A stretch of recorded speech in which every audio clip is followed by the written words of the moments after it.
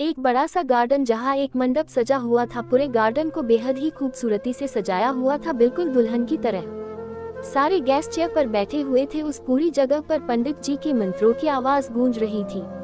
वही मंडप पर एक जोड़ा बैठा हुआ था। लड़के के चेहरे पर कोई भाव नहीं था। वही लड़की जो चेहरा झुकाए हुए बैठी थी, लेकिन चोर नजरों से उस लड़के को देख रही थी। उसके चेहरे पर एक अलग ही नूर था। वो चुपके चुपके लड़के को देखती और हल्का हल्का मुस्कुराती थी। पंडित जी की आवाज अभी के कानों में पड़ती है, वर वधू वरमाला के लिए खड़े हो जाए। उद्धरण चिन्ह। पंडित जी बात सुनकर भी वो लड़का खड़ा नहीं होता। उसे ऐसे देखकर पीछे खड़ा एक लड़का आगे आता है और उसके कंधे पर हाथ रखते हुए धीरे से उसके कान में बोला, अभी आपका ध्यान कहाँ है? पंडित जी कब से वरमाला के लिए कह रहे हैं। उद्धरण चिन्ह। उस लड़के के कहते ही वहां बैठे अभिमान का ध्यान टूटता है। वो हाँ में सर हिलाता है और उठकर खड़ा हो जाता है। वही मंडप पर बैठी हुई लड़की अपनी नजरें उठाकर अपनी आस भरी नजरों से अभिमान को देखती है, लेकिन अभिमान की नजरें उस पर नहीं थी। ये देखते ही उस लड़की का चेहरा मायूस हो जाता है। एक बड़ा सा गार्डन जहाँ एक मंडप सजा हुआ था। पूरे गार्डन को बेहद ही खूबसूरती से सजाया हुआ था, बिल्कुल दुल्हन की तरह। सारे गेस्ट चेयर पर बैठे हुए थे। उस पूरी जगह पर पंडित जी के मंत्रों की आवाज गूंज रही थी। मंगलम भगवान विष्णु, मंगलम गरुड़, मंगलम पुंडरीकाक्ष, मंगलाय तनोहरि। मंगलम भगवान विष्णु, मंगलम गरुड़, मंगलम पुंडरीकाक्ष, मंगलाय तनोहरि। वही मंडप पर एक जोड़ा बैठा हुआ था। लड़के के चेहरे पर कोई भाव नहीं था। वही लड़की जो चेहरा झुकाए हुए बैठी थी, लेकिन चोर नजरों से उस लड़के को देख रही थी। उसके चेहरे पर एक अलग ही नूर था। वो चुपके चुपके लड़के को देखती और हल्का हल्का मुस्कुराती थी। पंडित जी की आवाज अभी के कानों में पड़ती है, वर वधू वरमाला के लिए खड़े हो जाए। उद्धरण चिन्ह। पंडित जी बात सुनकर भी वो लड़का खड़ा नहीं होता। उसे ऐसे देखकर पीछे खड़ा एक लड़का आगे आता है और उसके कंधे पर हाथ रखते हुए धीरे से उसके कान में बोला, अभी आपका ध्यान कहाँ है? पंडित जी कब से वरमाला के लिए कह रहे हैं। उस लड़के के कहते ही वहाँ बैठे अभिमान का ध्यान टूटता है। वो हाँ में सर हिलाता है और उठकर खड़ा हो जाता है। वही मंडप पर बैठी हुई लड़की अपनी नजरें उठाकर अपनी आस भरी नजरों से अभिमान को देखती है, लेकिन अभिमान की नजरें उस पर नहीं थी। ये देखते ही उस लड़की का चेहरा मायूस हो जाता है।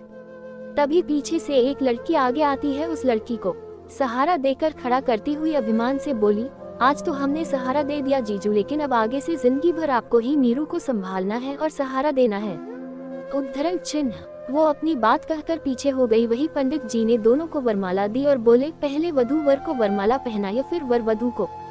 उद्धरण चिन्ह। पंडित जी की बात सुनकर मीरा जैसे ही अभिमान को वरमाला पहनाने को हुई, दो लड़कों ने आकर अभिमान को उठा लिया। उन दोनों की इस हरकत को देखकर अभिमान उन दोनों को घूरने लगा। वही मीरा मायूस होकर देखने लगी तो दो लड़के और आगे आए और मीरा को उठा लिया। मीरा के चेहरे पर एक खूबसूरत मुस्कान बिखर गई। वो आगे बढ़कर अभिमान को वरमाला पहनाने को हुई तो वो लड़के थोड़ा पीछे हो गए। मीरा ने फिर कोशिश की तो फिर से वही हुआ। मीरा का चेहरा एक बार फिर मुरझा गया। वही अभिमान की नजर जैसे ही मीरा के चेहरे पर गई, वो उन दोनों लड़कों को जिन्होंने उसे उठाया हुआ था उसे घूरने लगा। अभिमान की नजरें जैसे ही वो दोनों खुद पर महसूस करते हैं, दोनों ही समझ जाते हैं कि अभिमान इरिटेट हो रहा है। वो दोनों शांति से खड़े हो गए। मीरा ने जल्दी से मौका देखकर अभिमान को वरमाला पहना दी। अब उसके चेहरे पर एक सुकून भरी मुस्कुराहट थी। ये देखकर अभिमान के चेहरे पर भी सुकून था। उसने भी मीरा को तुरंत ही वरमाला पहना दी। पूरा गार्डन तालियों की गड़गड़ाहट से गूंज उठा। अब अभिमान और मीरा अपनी जगह पर वापस बैठ गए। थोड़ी देर बाद दोनों फेरे के लिए खड़े हुए। पहले 4 फेरों में अभिमान आगे था, बाकी 3 फेरों में मीरा। जहां मीरा खुश थी वही अभिमान के चेहरे पर को भाव नहीं थे। वो एक नजर दरवाजे की तरफ देखता है, जैसे किसी के आने का इंतजार कर रहा हो या कुछ होने का इंतजार कर रहा हो, लेकिन जैसा वो चाह रहा था वो हो ही नहीं पा रहा था। देखते ही देखते लगभग सभी रस्में हो चुकी थी। अब वक्त कन्यादान का था। पंडित जी सभी को देखते हुए बोले, कन्यादान के लिए वधू के माता पिता आगे आए। उद्धरण चिन्ह। पंडित जी की बात सुनते ही जो मीरा अब तक खुश थी उसके चेहरे के भाव कठोर हो गए और आंखों में गुस्सा भर गया था। वो पंडित जी से अपने नम्र आवाज में बोली, पंडित जी हम चाहते हैं कि हमारा कन्यादान हमारे भाई और भाभी करे, क्योंकि वही हमारे माता और पिता है जिन्होंने हमें बड़ा किया है, हमारी परवरिश की है। उद्धरण चिन्ह। मीरा की आवाज नम्र थी लेकिन कठोरता अब भी थी, जिसे जितने लोग इसके पीछे की वजह जानते थे वो बखूबी समझ चुके थे। मीरा के कहने पर पंडित जी मुस्कुराते हुए बोले, क्यों नहीं, कन्यादान कोई भी कर सकता है, आपके भाई भाभी ही सही आइए। उद्धरण चिन्ह। पंडित जी की बात सुनकर मीरा के बड़े भाई युवराज राठौर और उनकी पत्नी आराध्या राठौर दोनों आए और मीरा का कन्यादान कर दिया। इस वक्त युवराज और मीरा दोनों की ही आंखें नम थी। वही अभिमान की नजरें एक बार फिर एंट्रेंस पर, लेकिन अब भी उसे वहाँ कोई भी नजर नहीं आया। वो फिर से हवन की जलती ही अग्नि को देखने लगा, जैसे वही आग उसके अंदर भी जल रही हो। तभी उसे पंडित जी की आवाज आई, वधू की मांग में सिंदूर भरिए। उद्धरण चिन्ह। पंडित जी की बात सुनकर अभिमान ने एक बात फिर दरवाजे पर गई, लेकिन उसके हाथ एक बार फिर निराशा ही लगी। उसने डिब्बी में से एक सिक्के में सिंदूर उठाया और मीरा की मांग भर दी। इस एहसास से मीरा की आंखें बंद हो गई और उसकी आंखों से एक बूंद आंसू गालों पर लुढ़क आए। अभिमान मीरा से दूर हुआ तो पंडित जी ने फिर से कहा, वधू को मंगलसूत्र पहनाए। उद्धरण चिन्ह। अभिमान ने एक गहरी सांस ली और मंगलसूत्र लेकर मीरा को पहनाने लगा। इस बीच वो उसके बेहद करीब चला गया। कुछ पल दोनों की नजरें मिलती, ऑलमोस्ट दोनों का दूसरे की आंखों में खो चुके थे। तभी अभिमान को ख्याल आया कि वो कहाँ है। इस वक्त वो अपनी नजरें फेरते हुए मीरा से अलग हुआ। पंडित जी उन दोनों को देखते हुए बोले, विवाह संपन्न हुआ, आज से आप दोनों पति पत्नी हुए। अब आप दोनों अपने बड़ों का आशीर्वाद ले लीजिए। उद्धरण चिन्ह।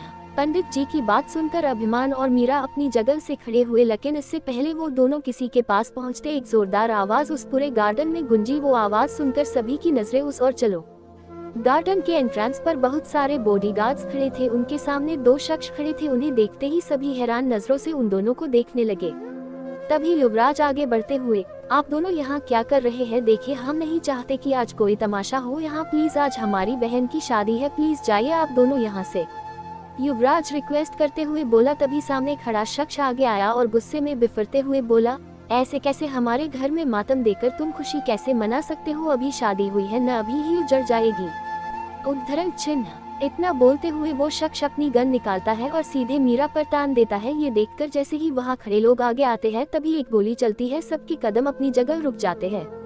किसने चलाई गोली और क्यों? आखिर क्या दुश्मनी थी उस आदमी की युवराज से? और कैसा मोड़ लेगी मीरा और अभिमान की ये शादी?